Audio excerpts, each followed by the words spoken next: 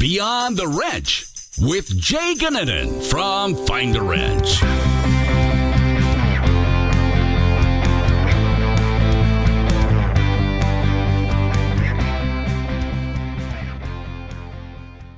Well, thanks for joining us today. We've got Robert Auer from UPS joining us to talk about all things shop management. Robert's got a really intriguing background and somebody that I just really hit it off with in our first conversation. I've really enjoyed talking to him, and I think all of our audience will enjoy hearing him talk today. So how you doing, Robert? Pretty well, sir. Thank you. Good. So I got to hear your story ahead of time and some of your upbringing and what led you to where you're at. And so maybe before we get into the actual story, why don't you tell us a little bit about what you do at UPS? Okay. So at UPS, we can start at the beginning or I can start most currently, but currently I'm the fleet manager for the North Florida area for the automotive section. All right, and so it's a pretty awesome role, and we've learned a lot. I've learned a lot about UPS throughout this through our discussions. But let's talk about the story of how you got there. You've got a cool background, and let's start with the early days. What got you into this crazy industry to start with? Okay, so from the beginning, I ended up in a high school shop class. So starting in ninth grade, I was enrolled in an automotive program at my local, town I grew up in, and had a really cool shop teacher there that was a former ASC master tech. He had done a lot of things and then decided he wanted to be a teacher. And so I was kind of mentored under him. So it was a pretty cool experience. He, before I even got out of high school, before I was 18, I got a job at Sears, changing tires, starters, stuff like that. Once I turned 18, again, I was still in high school. He got me a job at the local Ford dealer. And, I started out after school cleaning the floor, emptying trash, things of that nature. And then when I got done with that, then I was allowed to work on a car, right? And so continued that, graduated high school, and then Ford hired me full time. Started out flat rate, probably back in those days, I want to say it was about $12 or $13 an hour. I mean, it was the bottom. And just, they put me through a ton of Ford training, ASCs, all that, and kind of worked my way up. Eventually, that was many years, but eventually left Ford, went to UPS, started out the floor on UPS as a package car mechanic working nights. Eventually went to working on tractors a couple of years, and then eventually went into supervision, and then was successful at that. And then now I'm a fleet manager, where I pretty much run about half the state per se. It's a pretty big operation. So yeah, super excited to be here. Yeah, and it's such a cool thing in that, and this is where I think the importance of high school programs are so big in our industry, right? And if it's not for that one teacher or that one program, there's a chance you're just not even in this industry whatsoever, right? Without a doubt, he was very good to us. We had kids in class. There were some that were your typical. They're just in there to get an easy A because it's an elective, and maybe it's an easy grade to get. But there was probably, I want to say there's about 5 or 6 of us between that couple year period that he kind of recognized that we have some talent and real desire, and he just helped foster that, so we weren't just like changing lawnmower blades. We were working on like real people's cars, doing brakes, learning how to use an alignment machine, learning how to build motors, learning how to set timing, set points, dwell, you name it. He like actually taught us stuff that was usable. And so, but yeah, without him, I have no idea where I would have been. He was able to awaken a side of me that I didn't know that I really enjoyed. Man, that's cool. That's what it's all about right there. I mean, being able to get somebody into the industry, expose them to things that are, it's not just changing oil, right? Or getting kind of shoved back where, like, I think for those people listening out there, that is really important to get some young people some experience, and especially as technology evolves, being able to show them this technology and expose them to that so that they see that there's more than just changing tires and maybe doing alignments or whatever it is. So kudos to your high school program and to that teacher in general. I think that's a big deal. Yeah, absolutely. So with managing your fleets, give us an idea of what all goes on in your shops. What all are you working on? UPS is obviously a gigantic company, and managing a fleet, I imagine you're kind of you're working on a number of different things. Yes. So just to kind of break down my area for you. So in North Florida, I have roughly about 750 package cars. So a package car is the brown vehicles you see delivering in your neighborhoods and stuff. So we call them cars. So I have about 750 of those. I run about 350 of the tractors. And then of course, all the support equipment that goes with all of this, right? So as far as the maintenance on the vehicles, we pretty much do everything. People don't realize it, it's just, you see that brown truck driving down the road. You don't realize what all we do. But the only things, the easiest thing to tell you is what we don't do, which is we don't do paint and body, right? So we'll touch up paint or something like that, but we don't do fiberglass repairs or actual body repairs. We don't rebuild engines, and we don't rebuild transmissions. Anything else that goes wrong with that vehicle, 100% we do.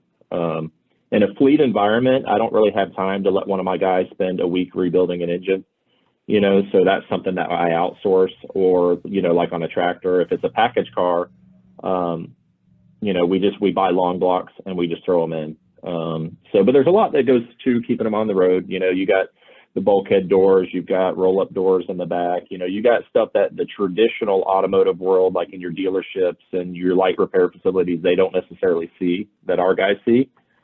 But really any repair needed, we do. So we're very, very busy. How was the transition going from, you were in a Ford dealership and you ended up working on tractors, right? Like, so how was that evolution, and were there things that you took from the automotive side that you were able to apply to that side? Yes, because, at Ford, we had the first program, right? Fix it right the first time.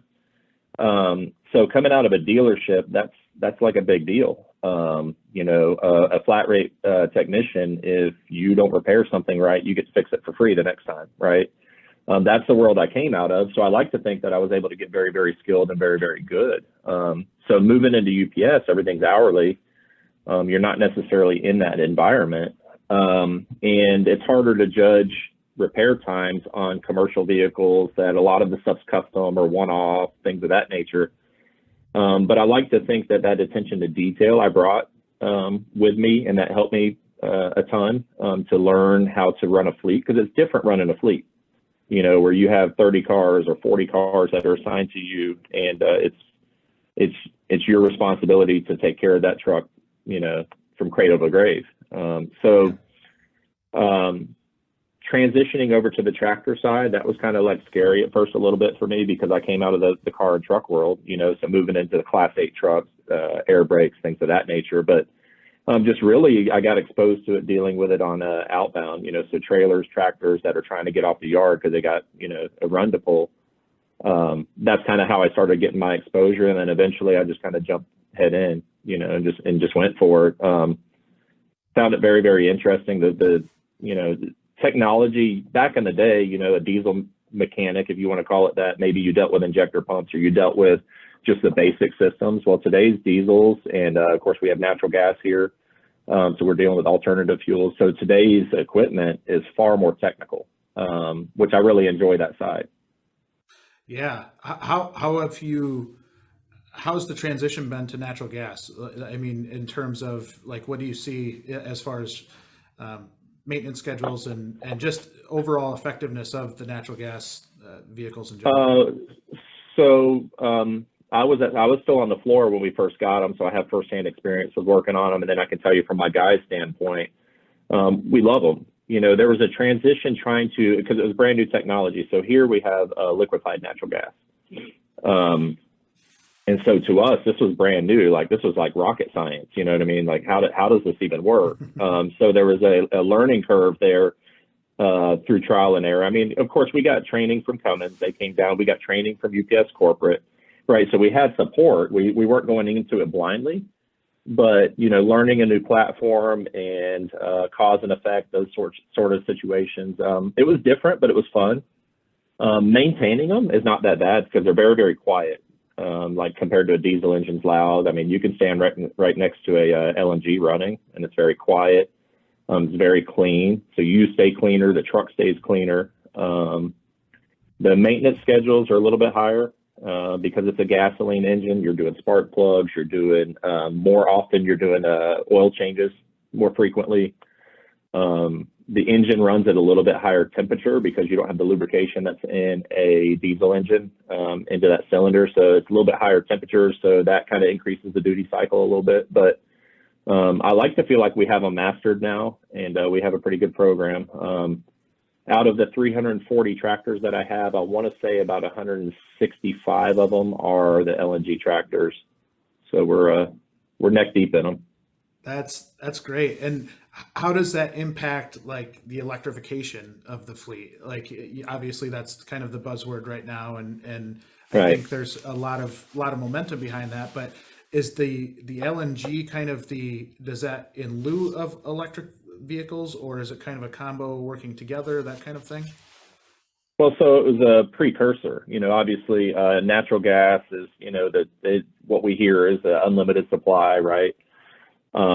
It burns very, very clean and clear, you know, so I feel like the natural gas was kind of a precursor. I know that UPS at the corporate level is testing electrification, and they're looking at all those kinds of options. So we are certainly not going to be left behind in that field. Currently, I don't have any electric tractors. We do have a few electric package cars. That, you know, first generation ones that we've been playing with. And the company is very serious about alternative fuels, for sure. And so they're trying to see what's going to work best in our fleet environments, right? So like I got LNG here in Jacksonville, but a lot of the surrounding larger areas, so like down in Orlando, they've got a bunch of CNG.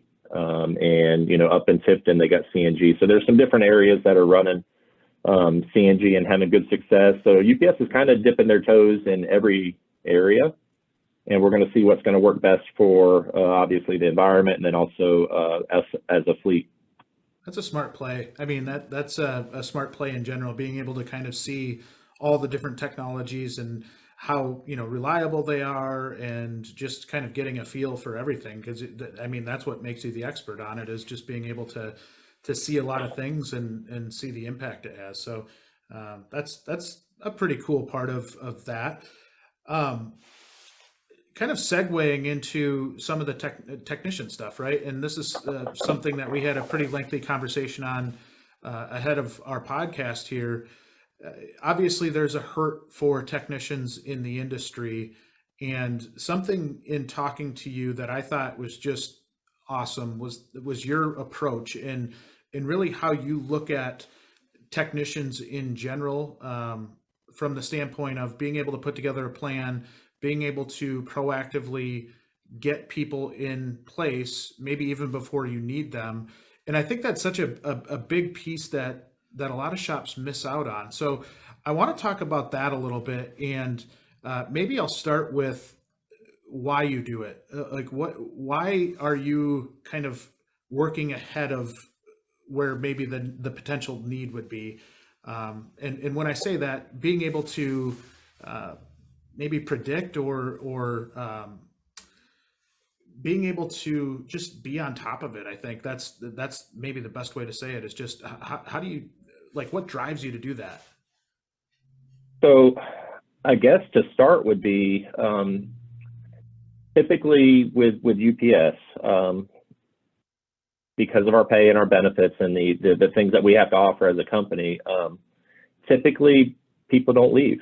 This is kind of one of those lifetime jobs. You know, when a guy comes on the floor with us, you know, we're looking at making a 20, 25, 30-year investment into this individual. People choose not to leave the company because of, you know, many areas, but obviously the way we treat them, and then also the pay, the benefits, things of that nature, right? So because of that, I'm able to forecast a little bit better. I don't have to worry about Bill quitting tomorrow, right? Because Bill's very happy and Bill intends to be here for 20 more years, right? So I'm able to kind of forecast that way a little bit. And then when growth is coming and I know that I'm going to be needing technicians, like in Jacksonville, we've experienced a lot of growth over the last several years. I'm always building resumes, right? Or I shouldn't say building, but collecting. So I'm constantly collecting resumes from current employees, contacts that I make in the industry, things of that nature. And I have a resume file. I put notes on them, as far as what I think about the individual. And then when I have an opening, I go back to that resume file and I just start filtering through them, making phone calls. And,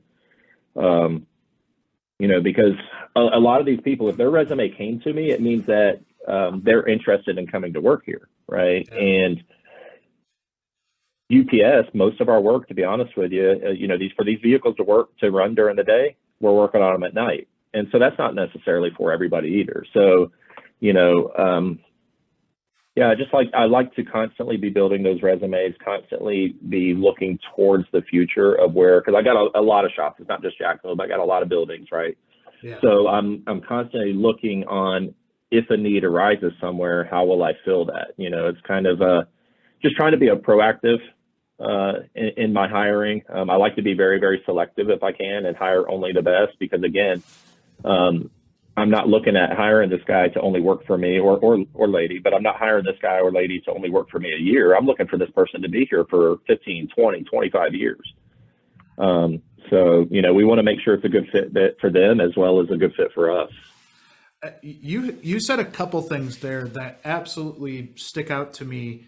The first being the stability in the shop to start with, right? That allows you to be able to do the forecasting and being able to look out with confidence and know that, hey, you know what?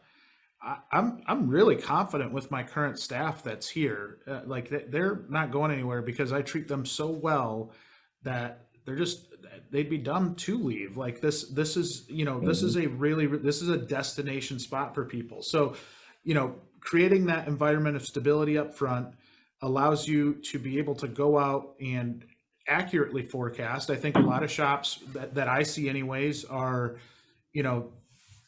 they think they're being able to put a forecast or a plan out, but their backyard's not taken care of yet. They're not, there's some maybe tension in the shop or something where there's a red flag where somebody's going to leave, or that older tech is maybe looking at trying to retire, and it's still shocking to me how many people let that sneak up on them, where they're like, oh my goodness, we have to hire somebody tomorrow because Bill's retiring.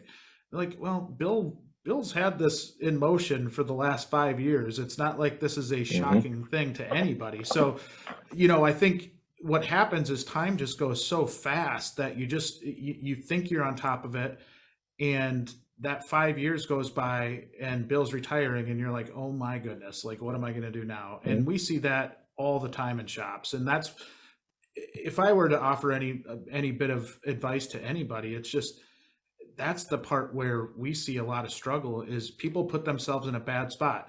Now, the other piece that I thought was extremely beneficial that you talked about is that it allows you to be picky. So when you're going out and looking for that person, you're finding somebody that fits what you're looking for, that can start maybe on a night shift or doing something that really aligns with UPS and with the shops that you're running. And I want to maybe ask you about that part. How much impact does that have in the quality of hire that you bring in when you're allowed to maybe be picky and see more resumes and see more people, interview more people? It obviously it gives me total control, right? To be able to make sure I'm selecting the right team, because I need to make sure these individuals can come in and be part of the team. And I want it to be a good fit for not only us as a company, but also the individual, right? So I think I mentioned to you before that, when I like these interviews to be face-to-face, by the way, because I like to be able to kind of read the person and just kind of generally, just have a conversation.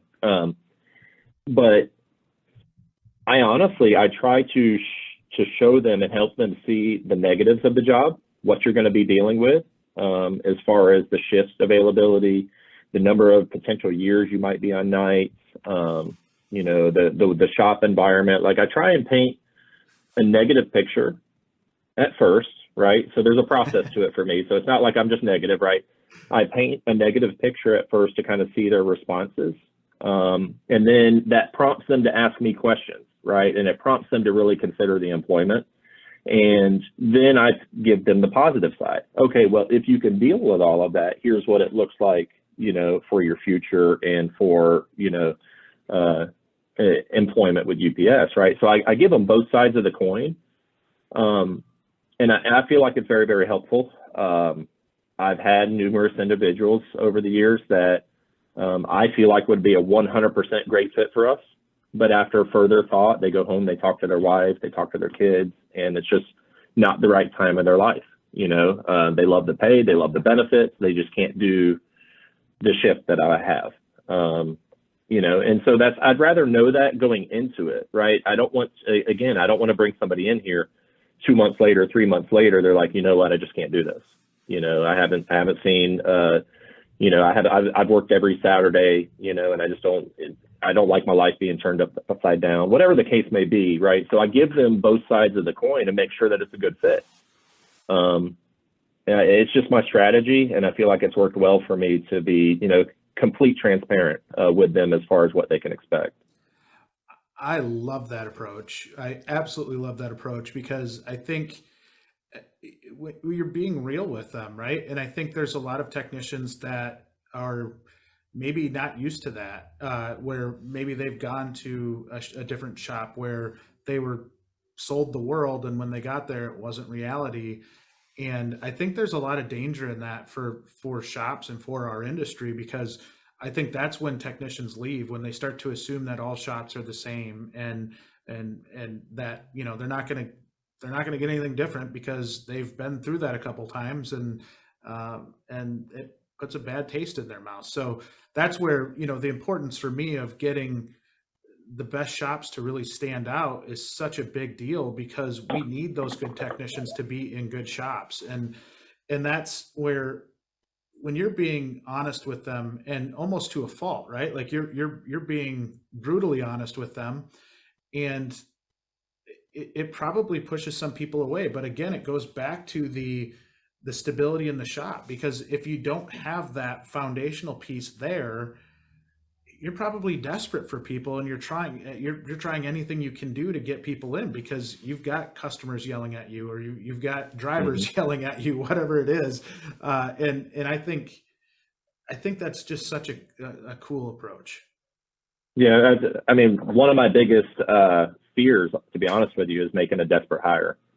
You know, I don't want to just put a body in the shop. It's got to be the right body. You know, the wrong person, obviously, it could be an attitude problem or a skill problem, whatever it be. I mean, the problems are just, you can't even count them all, right? They're just innumerable if you put the wrong person out there. So I really want to make sure it's a good fit and hire the right guy, because we're going to invest a lot of training, a lot of time in them to teach them the UPS way. And then we're going to turn them free. And then at that point, then I'm just steering, right? I'm just kind of guiding. So, you know, it allows us to be picky. But I feel like what you mentioned, I feel like the technicians are appreciative of the fact that we were that honest with them, you know, because when they come in here, I want them to be that honest with me, you know? Yeah. And think of the impact that has on your culture too, right? Like, that's one thing that I don't, you know, I think at times it's a buzzword, but when you really sit down and think about culture, and, you know, it comes down to, do you like working with the people that you're with? And do you like being there? And do you like coming to work? And being able to properly put that puzzle together, where you're putting the right pieces in place, and maybe getting the people that can complement one another's skill sets. And, you know, I think that's, when we talk destination shop, that's what we're talking about, is somebody wanting to come to work and wanting to come in and interact with their peers. You know, I think that the value in communication amongst technicians is such a big deal, and not like gossipy communication, but like just genuinely good communication. People like each other and like being around each other. And again, that's a big pat on the back to you. Yeah. How about do they ever come back after a while? Like if you have that kind of honest conversation with them, and maybe it's not the right time, but you stay in contact with them, or I'm not sure how you approach that side, but do you ever see them come back and try to get back into UPS again? Yes, we've seen that. And, I only have so many openings, right? So that's always something that I'm fighting with because, I don't have turnover really to speak of. So I have had people come follow back up and say, hey, this got took care of in my life now. I'm available now. My daughter graduated or whatever it was that was a holdup. I have had them come back, and then I absolutely, I put those notes on the resume, and then next time I'm hiring, again, I'm still trying to get the top guy. So the next time I'm hiring, they're in the list. I even people that turn me down, right? Like even people that, for whatever reason, like what you just mentioned, they turn me down. I still hold those resumes because maybe 2 years from now, 3 years from now, I might call that individual. I've done that. I've got an opening that I foresee right now in one of my shops because we're promoting a technician to a supervisor, right? And so I've still got the file from way back when I was hiring in that shop a couple of years ago. So a couple of those individuals, I'm going to be giving them a call here in the next week or two to see if maybe they're still interested. Good technicians are hard to find, so that's why I take the proactive approach. We got to do better getting the right people in the right places. Yeah, I couldn't agree more. Now, for those that are out there and they're like, okay, UPS is this gigantic company, and maybe me and my independent shop or me and my small dealership, I can't manage my shop that way. I think that's maybe the wrong thinking, right? Because even with UPS, you're still managing a P&L. You're still trying to get, you're still trying to make it a profitable part of the business. Mm-hmm. There's a lot of that applies to any company, isn't it? Well, without a doubt, yes, because you look at UPS and we're this big giant company like what you just mentioned. But you have to realize that all of our repair facilities and all of our shops are not Jacksonville, where it's this massive place where I have, 40 technicians on the floor, right? If you think about it, if you want to, in a microcosm type of look, I have shops in Tallahassee, I have shops in Gainesville, I have shops in Daytona, right? I got all these shops. They're small shops. They're a 2 mechanic shop or a 3 mechanic shop. I have one shop that is a 1 mechanic shop, right? So to me, it does play out in small shops, large shops. There's no reason why you can't take the same approach that I'm trying to take. Again, it's just being proactive and just always be thinking about, how to fill some of these openings. Do you think there's soft stuff that helps with that retention piece? So maybe the stuff that's not in benefits or compensation.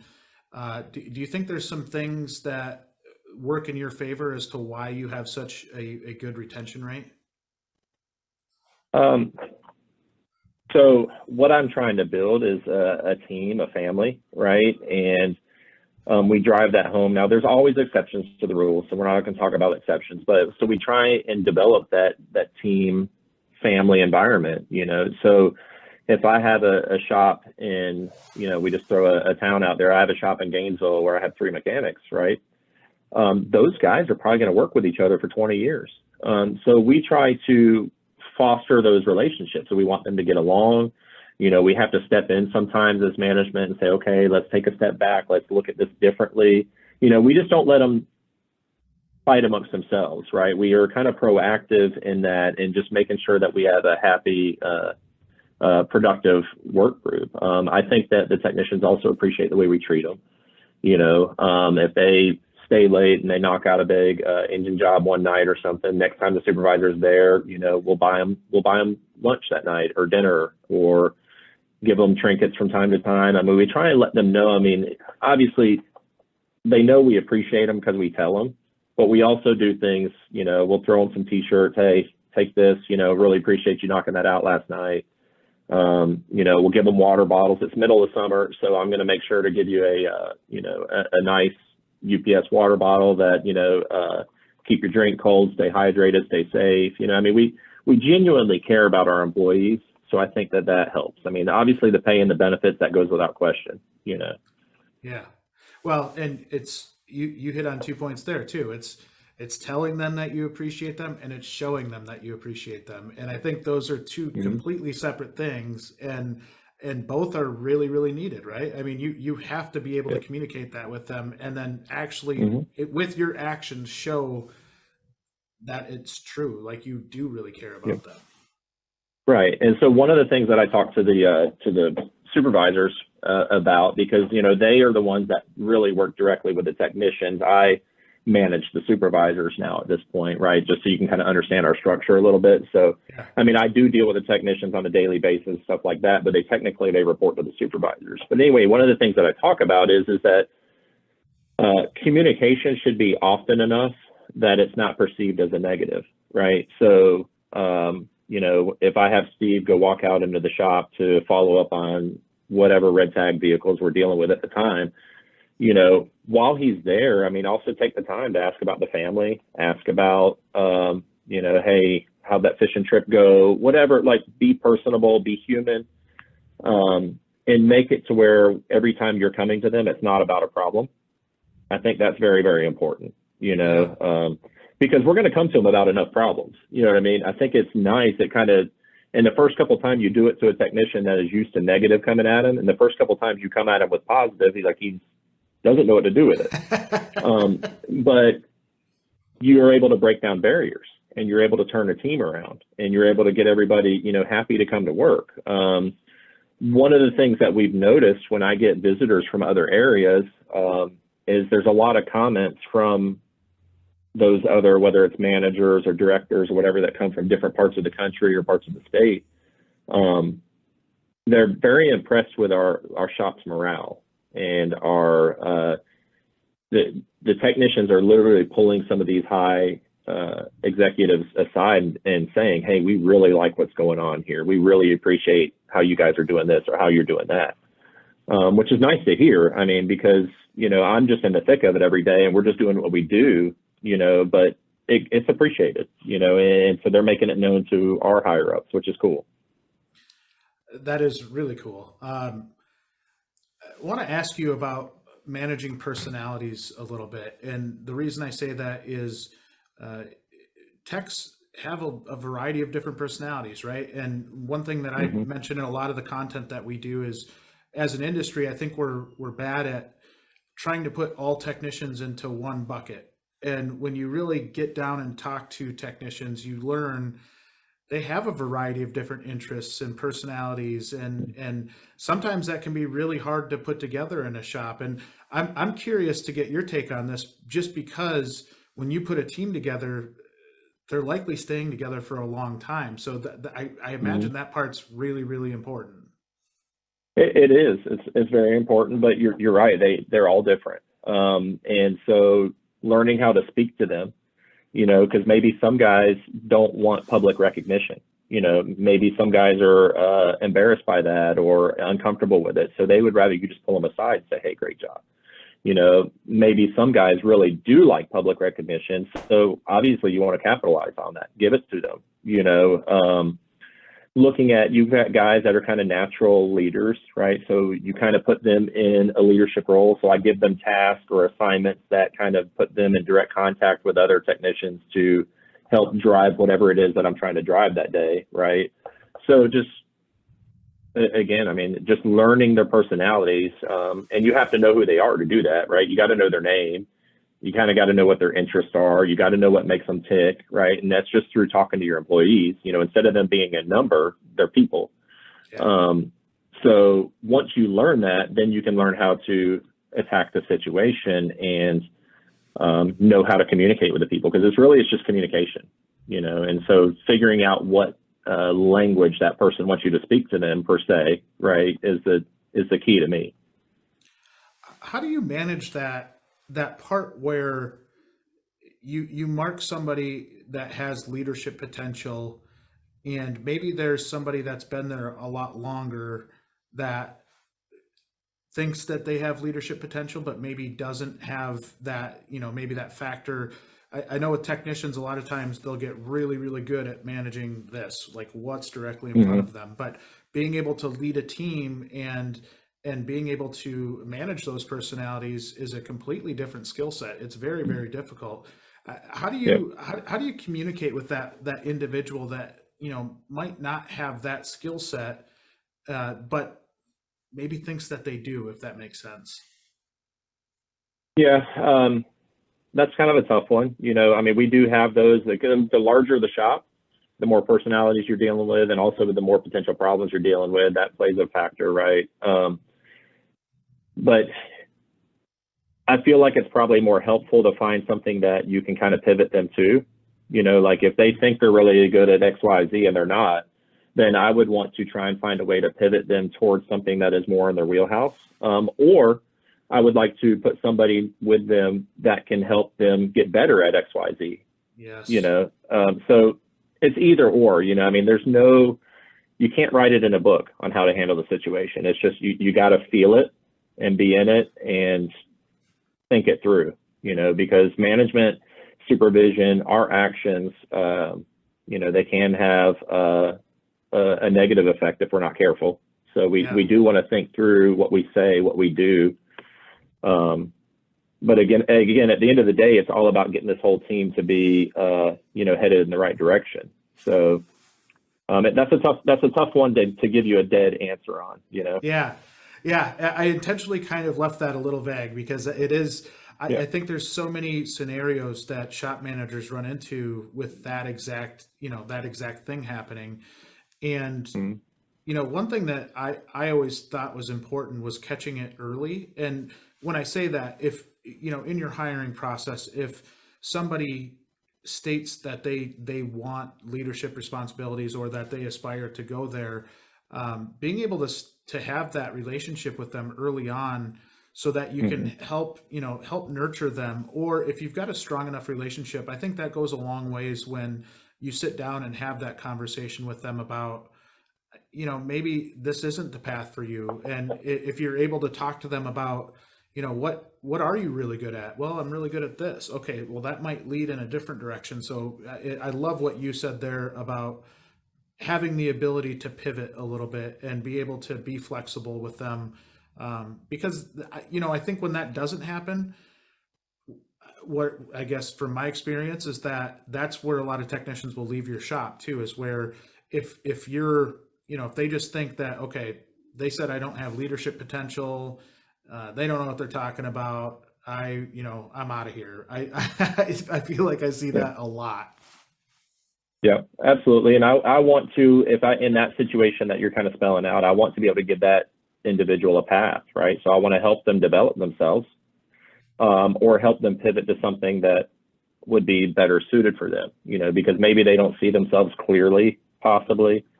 Who knows? It's one of those situations that you got to feel out and handle very kid glovey, because you want to maintain that good, positive relationship. I don't want to see one of my technicians leave for any reason. Now, when it comes to advancement from like a technician to management, right? Well, the door's wide open, and I love telling people about this, right? Because I already told you about my story, and how I kind of came up. There's no better example or calling card than what I did. I mean, you guys can be on the floor as a technician and decide you want to take it further. Us as a company, we're going to give you that opportunity, for the right individuals. We're not going to just put anybody in there, but, there's some interviews, there's some testing, stuff like that to make sure you're capable of doing what we need you to do. But, honestly, one of the things that I like to tell people when I interview is I kind of give them my story. I don't tell them all the way back to high school, right? But I tell them, hey, I was a technician on the floor for 23 years, right? Like I know the job. And here I'm sitting now, right? So there is that opportunity. But then I also like to let them know that, I mean, the very top of our company on the automotive side, some of the highest, big wigs per se, or corporate folks out there, they started on the floor as technicians. They really did. And now they are in the position to make great change for the company, to make great decisions for technicians on the floor, right? So the sky's the limit. It really is, for the right driven individual. Yeah, which I think is a huge, huge benefit for anybody going to work for you. I think that's what a lot of technicians want. They want to have that next step, especially young technicians. It feels like they want to have an idea of where that career path is going to lead them, and so I think that's great. Now, how do you?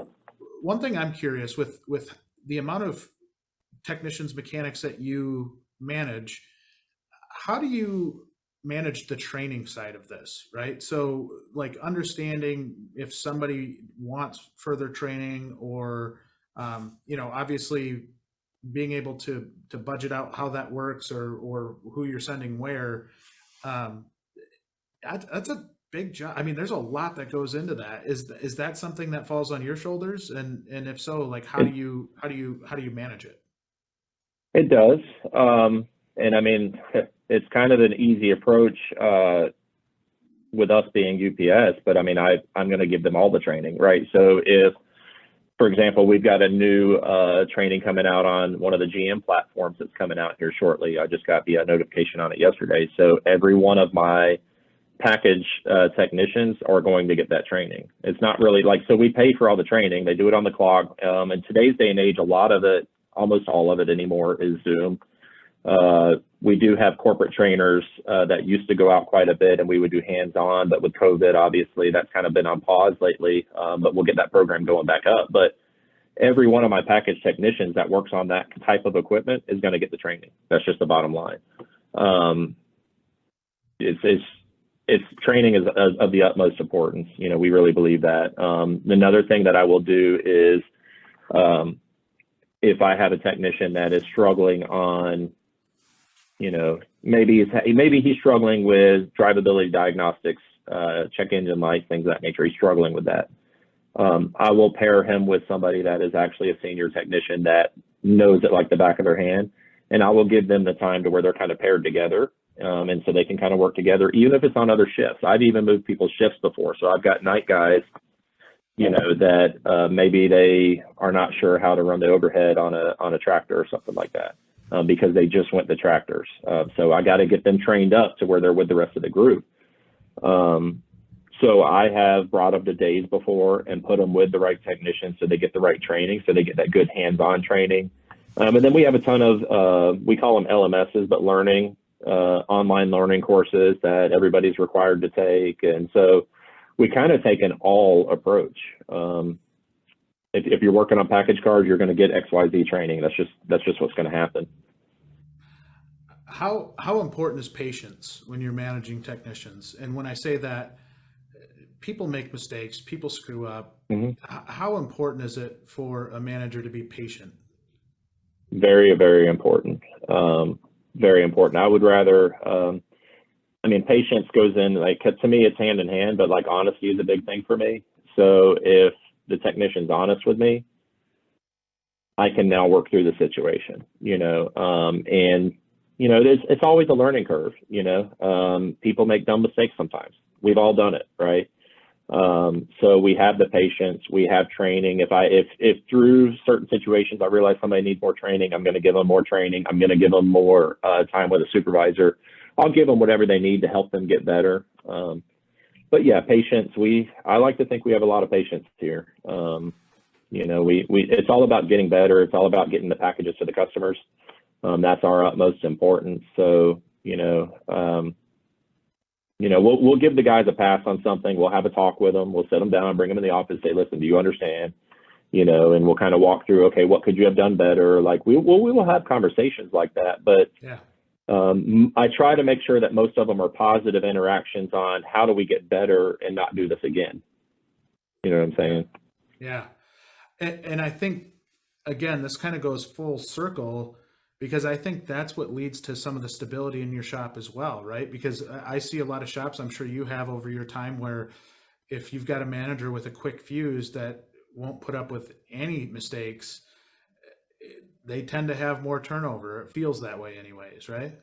Yeah, you do. And then in a big fleet environment like what we're in, I'm not sure if the dealerships would see this as much, but in a fleet environment like we are, if you turn a shop against a particular supervisor or manager to where these guys literally lost respect for this person or refused to work for this person, it's not like they're going to stop working, but they're not going to go that extra mile for you.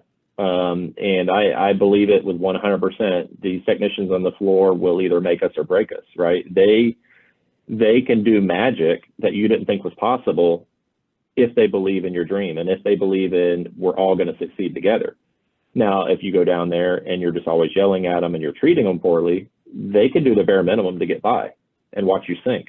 So, it's a relationship.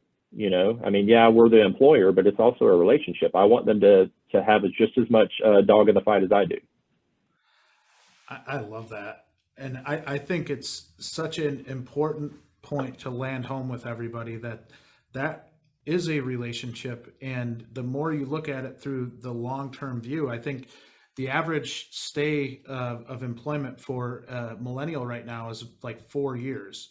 And so for you to have all of these extended, I don't care what your benefits are, what your pay is.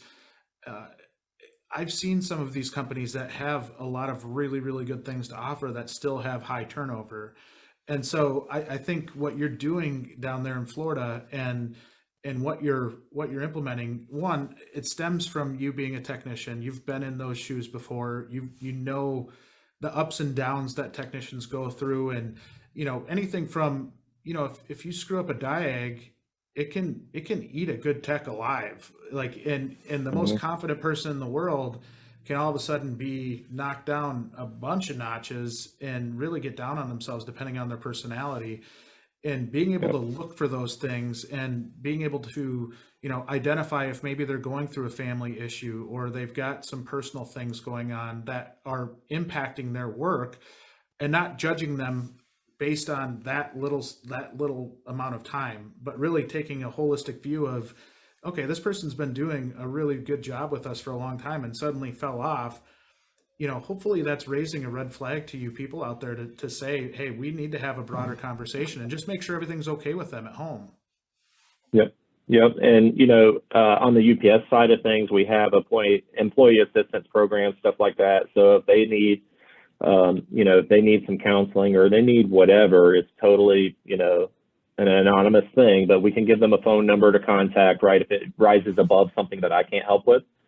But if it's something I can help with, where sometimes maybe I have to modify somebody's work schedule so they can handle whatever with the family situation, whatever that happens to be, we try to understand that like life happens to us.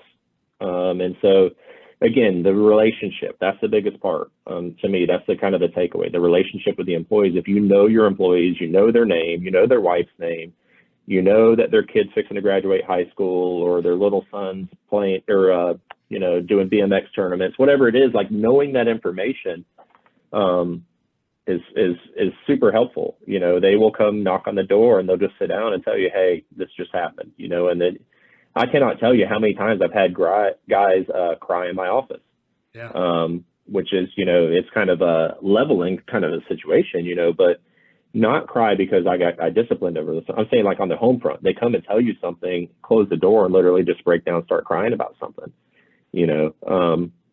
But I don't believe they would do that if we were not approachable. Yes. It's relationships. Well, that tells you everything you need to know about management right there, I think, is like if somebody feels that comfortable with you and they've been carrying that on their shoulders for that long, that when they come into your office, shut the door, that it just all comes out. I think that shows a lot. I mean, I think that shows that they trust you because they trust that you're not going to go tell all the people on the floor. Like they trust that, what you're talking about stays in that room. And, you talked about honesty, and I think that trust piece is so big too, that, when they're fighting their tail off for you, they're doing it for the right person because that person cares about them. And I don't think there's any bigger value than that. Like, I think that is the, from a technician's shoes and their standpoint, that's what you're fighting for right there. Yes, sir. Well, this is good stuff. I feel like we could just keep going on and on and on and stuff. And I do really value the way that you manage the shops, because I think that there's a lot of things we talked about over the course of this podcast that a lot of the people listening to this podcast could use and use these, maybe not even best practices, but just different things that you can tweak to try and build that stable environment and that stable shop, so that you are able to forecast, and that you're being able to forecast then allows you to be picky on the type of person you're going to bring into your shop, and not just hiring because the house is on fire and you got to get somebody in there. So I think the way that you've walked us through this today is brilliant. I think this is just gold. This entire podcast, I think, is just great. I think it's one of the best podcasts we've done. So a lot of credit to you and everything that you're building down there in Florida.